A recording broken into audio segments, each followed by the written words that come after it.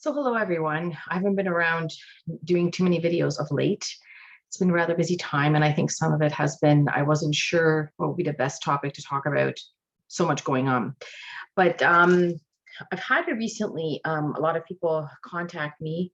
So two different groups. One is just patients and patients' families have a lot of questions around what's going on, but not so much around the actual like what should I do. It was more around the normal day-to-day things that they normally do. And because there are lockdowns or there are certain restrictions, they're not sure if they should go get help for certain things or not, or they had some testing done, but they haven't heard back and then they're confused. So what I'm finding is more and more people are afraid to go and get something done, or they're more concerned around, should I go? Or what are some of the things I should be looking out for? Or here are my test results, but nobody really talked to me about it. And I know sometimes people talk to it, but there seems to be this hesitancy. So I think there's going to be more and more videos coming around. And I'm not sure how I'm going to actually do it. There was a recommendation of creating a membership where you have access to me, and then I can sort of help people navigate. Or I will just answer random questions that people pose to me. I have a whole list of them, and then I can go through them. So that's number one. So what should people do? For example, I have a fever, I have this rash, that rash, whatever. Who should I call? And most of the time, it's someone called telehealth. But sometimes it's a bit more complicated than that because they may be on medications. So I've been helping a lot of people in the background quietly, recommending for them to, go see your family doctor or go to ER or whatever. And I'm happy to do so. And I think this is really good for me to do more talk on and more information. And I may just break it down into basics of when to go, what to do. And this is basic stuff that most nurses know. And we do teach patients, or at least we used to, or as far as I remember, at least that's what I taught my students to do as well. But maybe people forget or are more stressed, whatever it is, and attention is maybe somewhere else sometimes. So I don't really care why or how, but what can we do? So what I can do is educate, and I can give you more information. And I'll figure out a way that people can actually send me information. So I'll give an email that they can send questions to, and then I can answer them. So that's number one.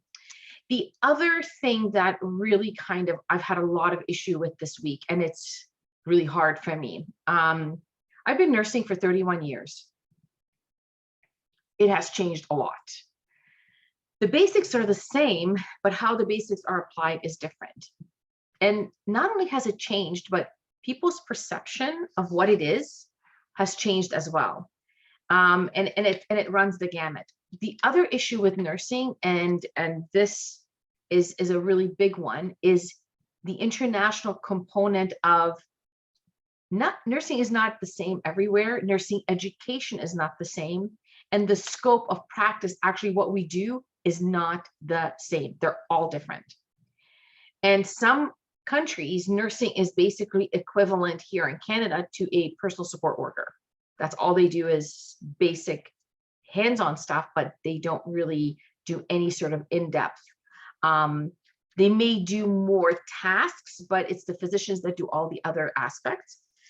In some places like Canada, we are very well educated and we do a lot more, and we have a really big scope. And especially once you look at nurse practitioners, and same in the United States and some parts of Western Europe, I know in UK and maybe Netherlands. So I'm not sure some other countries. So the thing is that we got to look at that, because people come from all over the world and they're asking sometimes questions about nursing or what nurses do that seems to be kind of out of place, or it doesn't make sense to me. And I think, do you know what we actually do? Or do you know what nursing is? So I will do little bits and pieces around, well, what is it? What is our scope of practice? How are we regulated? What can and can't we do? Who do we answer to? Who checks on us? What is the educational requirement, at least here in Ontario or in Canada? And nursing, let's take it one step further, not just RN as in registered nurses, but what are registered practical nurses, some places licensed practical nurses, what are personal support workers or healthcare aides. I don't think healthcare aide is used anymore as a terminology. That was many, many years ago. But it is worth looking at, what does this all mean and what is it? So I will start with that because I am actually very concerned that there's lots of confusion and there's certain expectations that people have. And so are they valid? Are they not? Um, Being a nice, kind human being is a fairly good way to be. However, people are very stressed out right now. So I'm not sure how everyone's responding or how they're managing. And I do feel for my colleagues because they are under a lot of stress. So I just want to do some clarifications. And I also want to help people as much as I can with free information. Just basically say, look, you know what? You have these issues, you do need to see a doctor. Or if you have these issues, you can remedy them with some at-home stuff or over-the-counter stuff. I am not a medical professional. I'm not going to give you medical advice. I'm going to give you education. How you apply that education is your choice. And I cannot force you or tell you what to do. But you can take that information and you can certainly Google it and look it up. Most of the information that I gather is from textbooks and from literature and basic knowledge. It's not really anything really magical. However, it's how we apply that information with the knowledge that I give you is that you can have choices. And one last thing, no matter what I talk about, remember, we all have choices. Your choices are based on your own personal values, your own personal knowledge base and how you were raised, your cultural ways of doing things and knowing who you are, religious, spiritual considerations, and certainly if you feel right about it. Sometimes people just don't feel right about a particular item and they just say, no, is there something else I can do? And certainly there's other options. So I will talk about a little bit about other options that do exist that not everyone maybe knows about or mentions, but hey, if it doesn't harm you and it may help you, yes. I will never talk about anything that may harm you. We will only look for things that are good for you, that are healthy, and that also make you better. So I think that's it for now. I just kind of wanted to come and talk to sort of say, hey guys, I'm listening, I'm paying attention to what's happening in the world. I just haven't really felt like talking. It's been really, really challenging to see.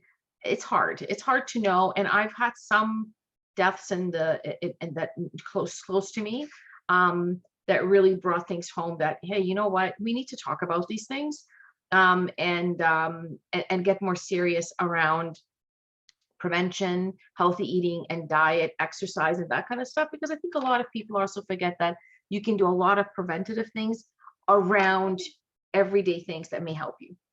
And some of them are very simple, like eating a good, healthy diet. All right, that's it for now. It's kind of late here. I just thought I'll come on and kind of say a few things. And then hopefully I'll be posting a bit more frequently. Take care. Bye-bye.